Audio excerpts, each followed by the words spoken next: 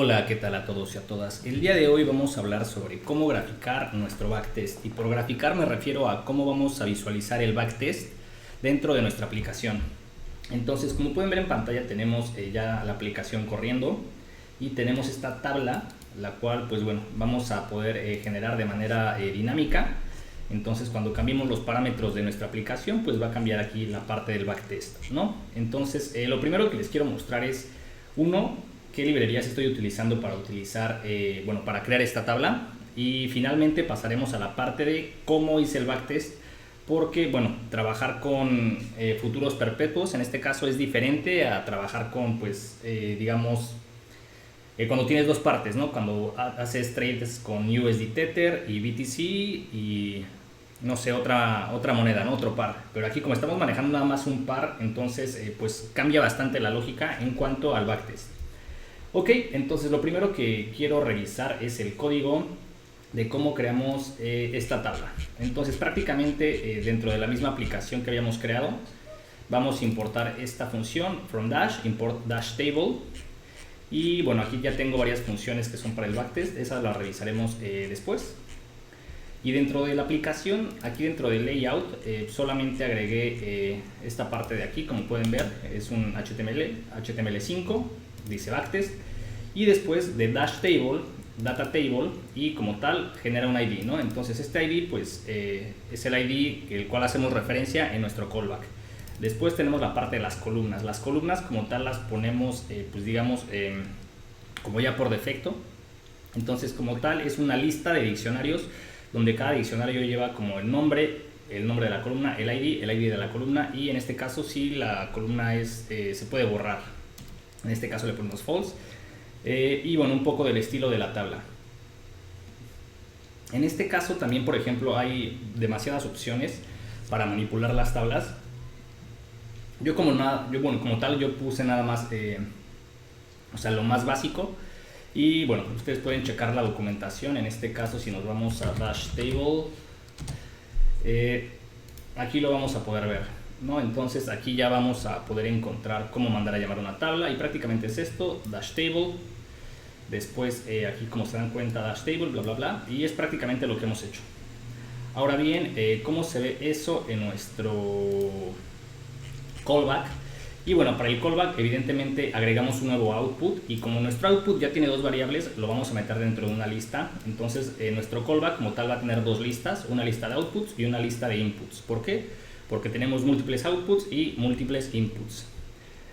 Ok, después agregué esta variable llamada rango de bandas de Bollinger. Esta función sigue siendo la misma para obtener los datos. Aquí lo que hice nada más, de estos datos los mando a copiar, seteo el índice, y esta es la función que vamos a revisar, la de simular backtest. Entonces esta función me va a regresar tres data frames, como el DFBB, que es el data frame con las bandas de Bollinger, el backtest y el backtest final. El backtest final como tal ahorita no lo estoy utilizando, pero posiblemente lo utilice en algún futuro.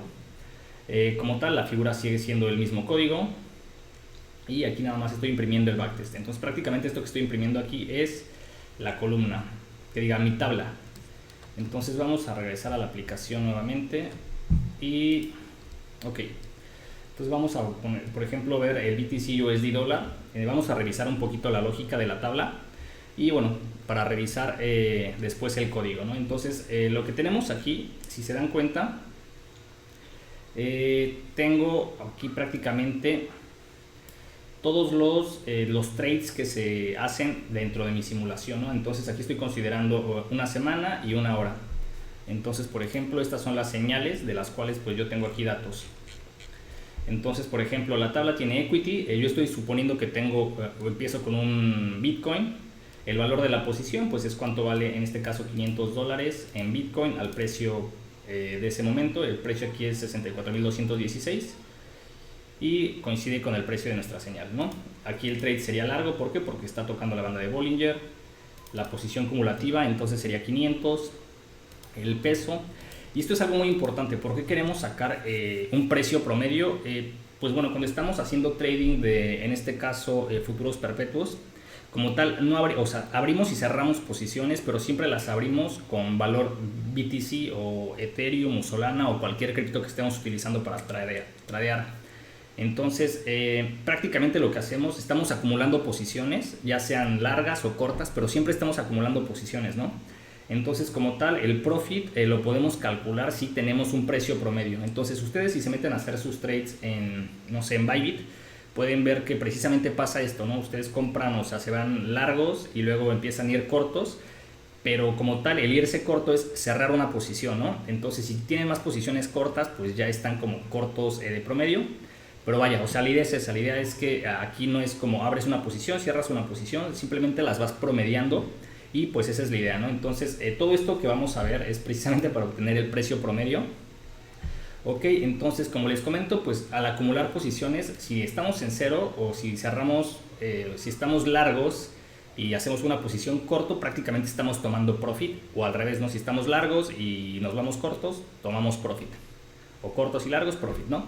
Entonces prácticamente a esto se refieren estas dos columnas, short close si cierro una posición corta y long close si cierro una posición larga. ¿Para qué? Para después poder calcular los profits de esa posición. Entonces aquí tengo el Realized Profits, o sea, cuando si tomo un profit, veo mi precio promedio, veo en cuánto está ahí esa posición y después de eso, pues bueno, ya calculo si perdí o gané. Después lo calculo en dólares, lo calculo en BTC y hago el total. Aquí el total prácticamente es la suma de lo que cuesta la posición más los profits, ¿no? De esa forma, pues bueno, vamos a obtener como regresando a la posición original. Después aquí tengo la posición cumulativa, que es prácticamente sumar todo mi equity. Y pues bueno, el total equity es prácticamente sumar los profits con el equity, perdón. El equity cumulativo es nada más del profit totales, la parte cumulativa.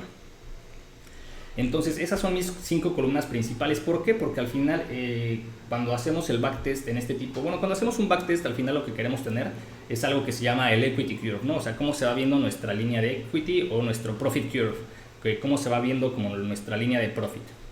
Entonces, por ejemplo, al final nosotros tenemos que nuestro equity, suponiendo que empezamos en 1, pues es de 0.94, ¿no? Entonces van a decir, oye Guillermo, pero pues, ¿por qué no? En este caso, ¿dónde quedaron esos 0.06 Bitcoin? Curiosamente porque todavía nosotros estamos 3000 corto. Entonces nosotros tenemos prácticamente este equity disponible más esta posición, que son 3000 corto. Entonces lo tenemos al precio promedio de 59.000, cuando el precio, digamos, actual es 59.753. Ok, entonces prácticamente esa sería un poco la lógica. Y como se dan cuenta, ahorita prácticamente, bueno, así como cálculos rápidos, si ahorita vamos cortos y esto está como largo, ¿no? Pues iríamos perdiendo, ¿no? Pero pues bueno, realmente aquí hay variables que debemos de ajustar, como por ejemplo cuántas bandas de Bollinger utilizo, el periodo de tiempo, el time frame. Ahorita estoy en 1 hora, por ejemplo, ahorita lo cambié a 2 semanas. A 2 semanas aquí estoy corto a un precio promedio de 63, o que aquí ya tendría profit seguro, y mi línea de equity está en 96, ¿no? Entonces vaya, esta aplicación es justamente para esto, para ir como manejando escenarios y ver cómo va la estrategia, ¿no? En otro video yo creo que voy a poner como las métricas principales en esta parte de acá arriba, para pues no tener que andar haciendo este tipo de cálculos manuales. Ahora bien, vamos a la parte que yo creo que es más interesante para todos, que es la parte de cómo se hace este backtest. Ok, entonces un segundo, Catpack, las noticias, caray. Ok, está aquí. Voy a minimizarlo, moverlo un poco de este lado. Ok, entonces bien, aquí lo que vamos a ver es entonces prácticamente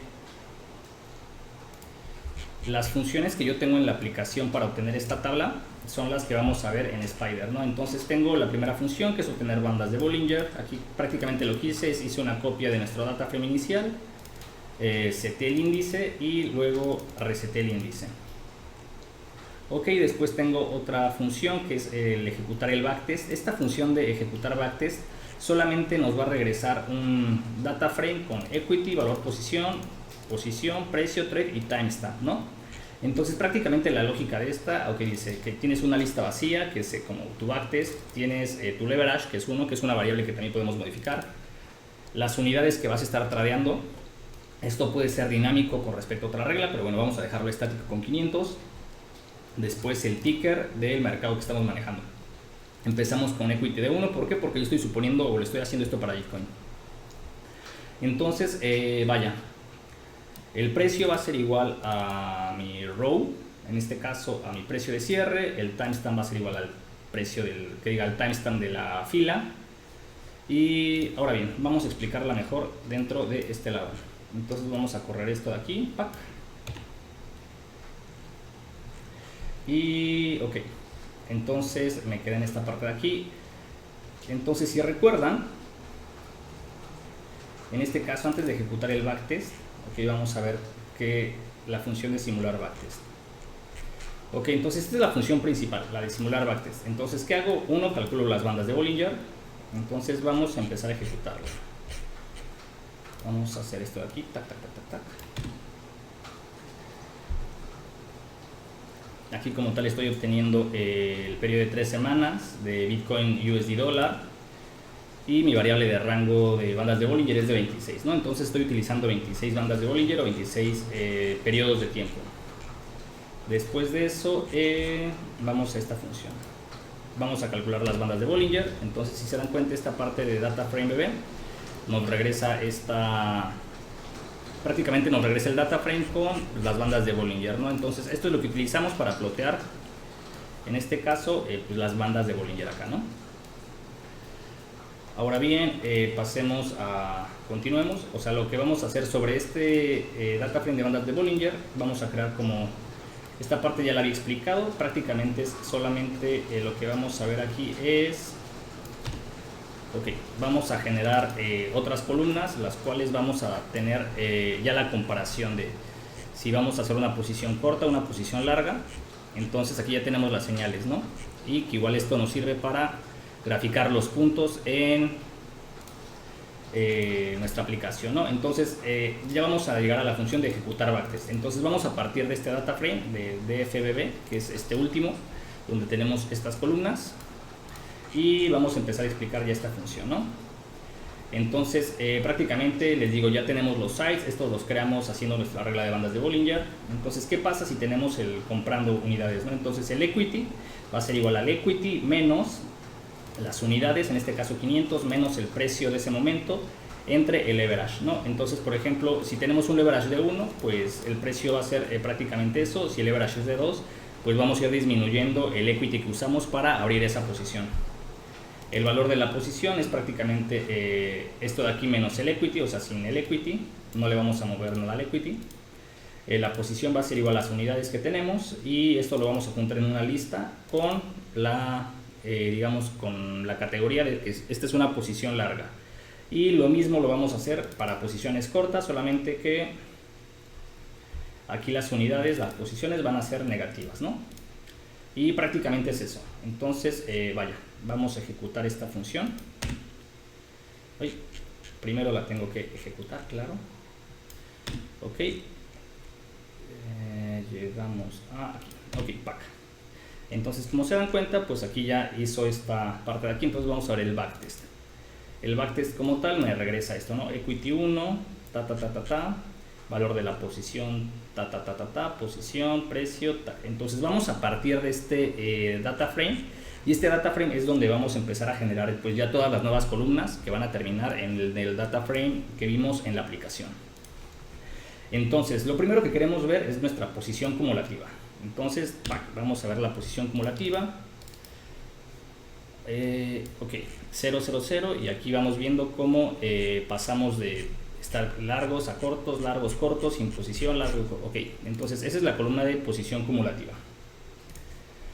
Ahora bien, vamos a sacar el peso, ¿no? Ahorita les comento que lo más importante o de las cosas que más me tardé es tratar de sacar ese precio promedio.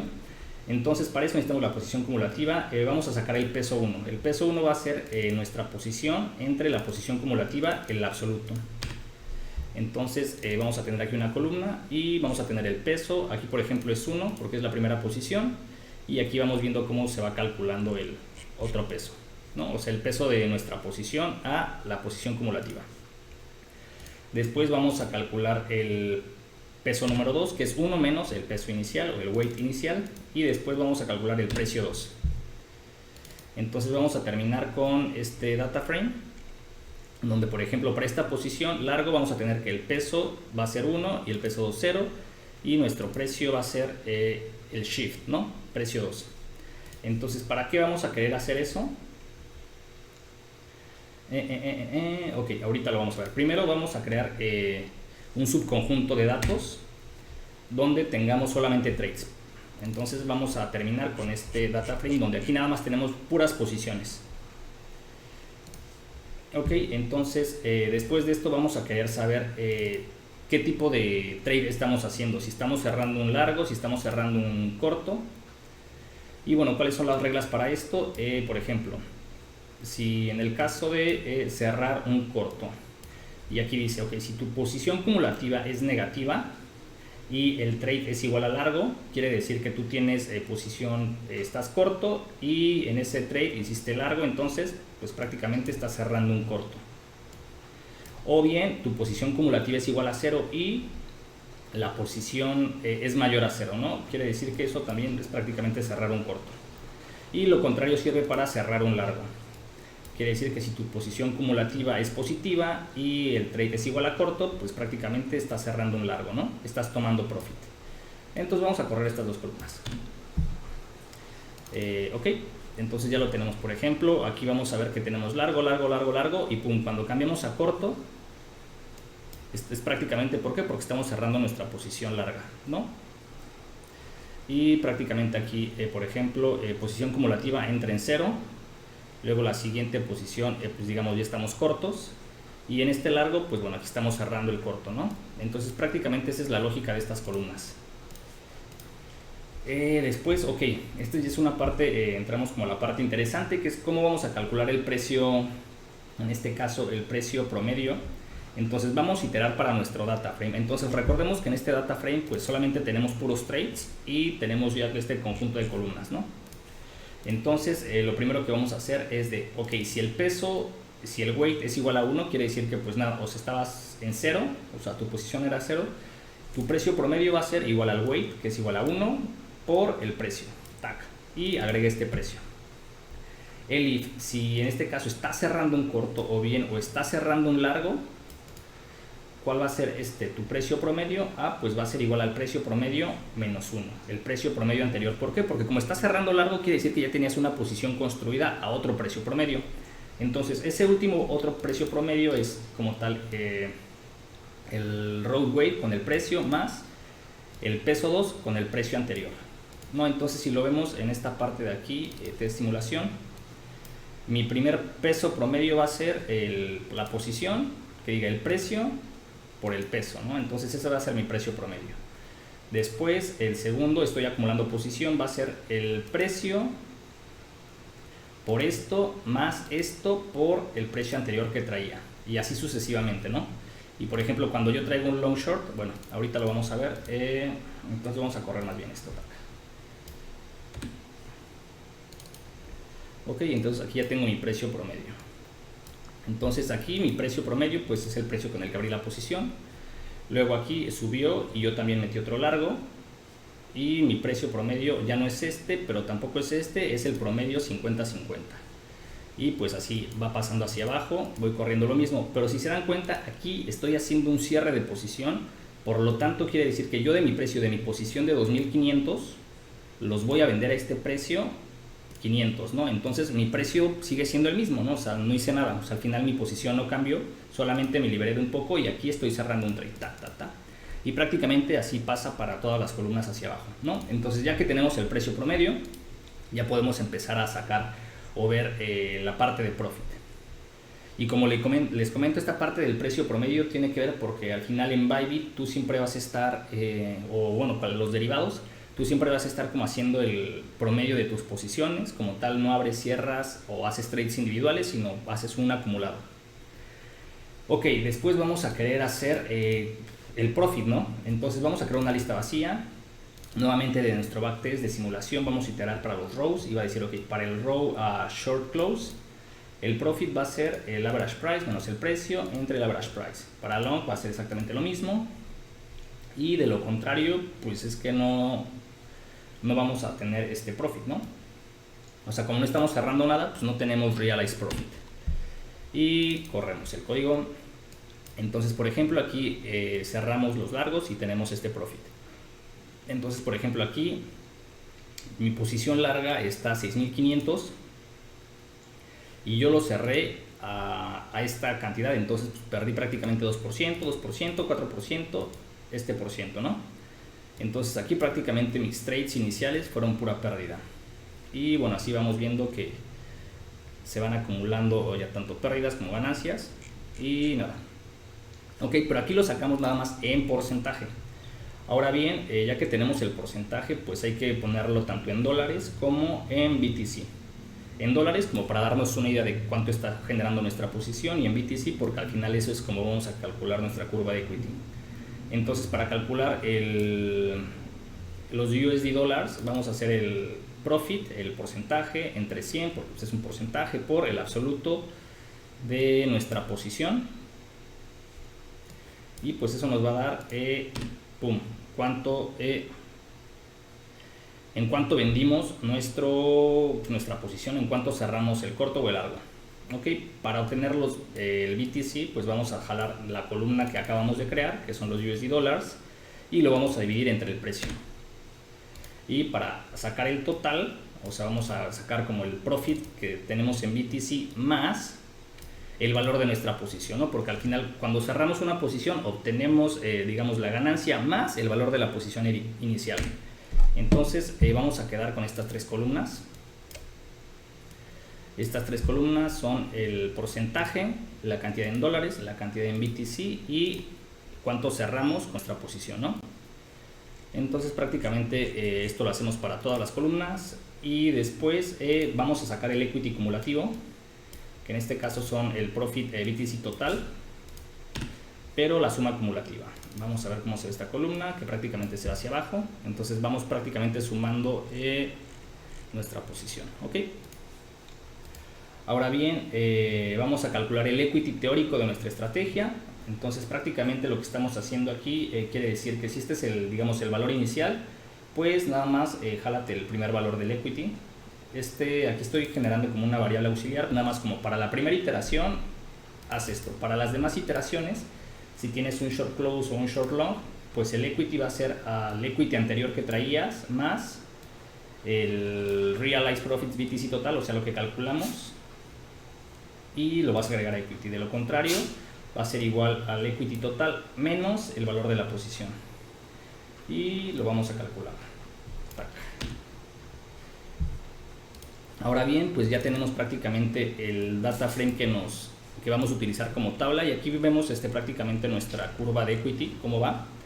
Y nada, al final esta curva de equity todavía no tiene, esta es como la curva de equity real o teórica que tendríamos, pero aquí faltaría ver como la posición acumulada, ¿no? Por ejemplo, aquí tenemos tenemos casi un Bitcoin aquí, pero tenemos esta posición que compramos a este precio y ahorita está el precio acá, ¿no? El average price. Entonces, vaya, esto es teórico, y bueno, realmente cuando haces trading digamos, utilizando futuros, pues realmente no tienes esta curva de equity, no tienes una curva de equity diferente. ¿Por qué? Porque utilizas leverage. Entonces, aquí nuestro supuesto es que estamos utilizando el leverage de 1, es decir, que nuestra posición es igual a lo que nos quitan de nuestro balance. Pero eso lo podemos cambiar, y yo creo que ese sería un ejercicio muy bueno para ustedes, que cambiaran nada más la parte del equity. Todo lo demás se respetaría, y para cambiar prácticamente lo del leverage solamente lo van a hacer aquí, ¿no? Lo tendrían que cambiar en este backtest inicial. Entonces el leverage puede ser de hasta 100 o más, y por ejemplo vamos a tratar de ponerlo en 2, a ver qué tal.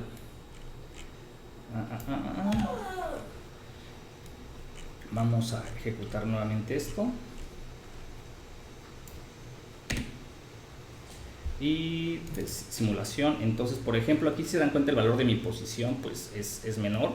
porque pues igual me lo regresan. Entonces aquí debiese de tener, mi curva de equity es diferente, o debiese de ser diferente, porque al final estoy pidiendo dinero prestado. Entonces eso, si se dan cuenta, pues va a incrementar pues como la rentabilidad, o debiese de incrementar la rentabilidad al doble. ¿Por qué? Porque estoy pidiendo prestado. Ok, entonces pues prácticamente esa es como la gran forma de hacer este backtest. Después de esto, lo que quiero hacer es solamente hacer como reíndices.